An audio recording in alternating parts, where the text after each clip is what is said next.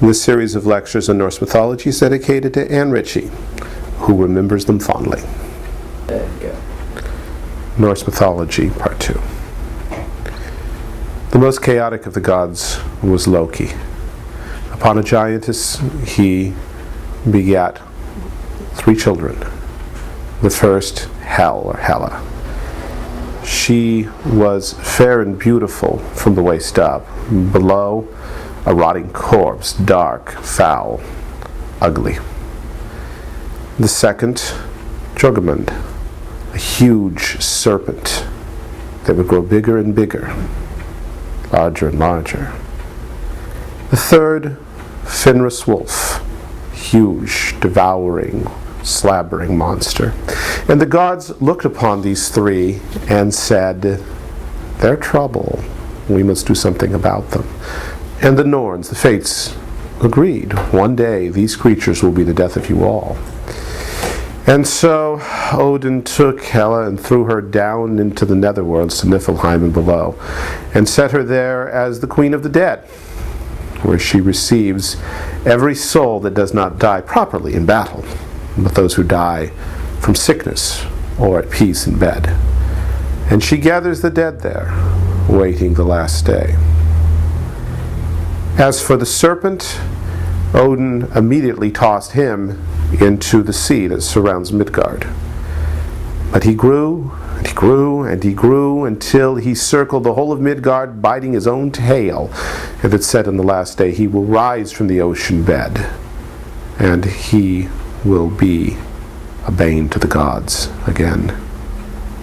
And Fenris was more careful and more sly, and at first the gods did not discern full well the danger that lay in Fenris. And they brought him near to their own palaces. But he grew day by day, bigger, larger, more vicious, and finally they said, "We got to bind this thing." And they tried one chain and then another, and Fenris sloughed them off, broke them, as if they were nothing. And finally they went to the dwarves, for if anyone can craft a thing of enduring power, it would be the dwarves.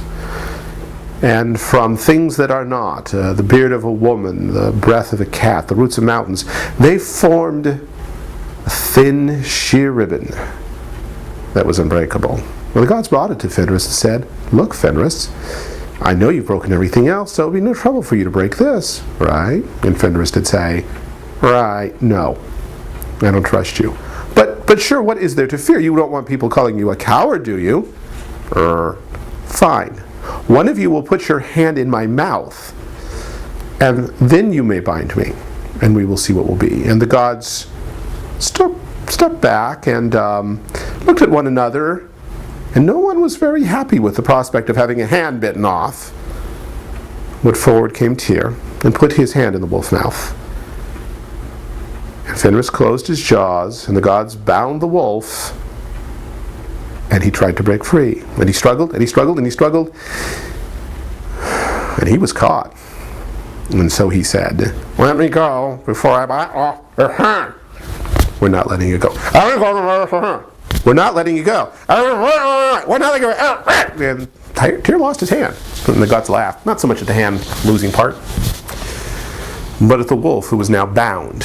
And they sealed him away so that he would never be a threat to them again. But in the last day, it is said that he will loose his bonds, and he will run free in Ragnarok.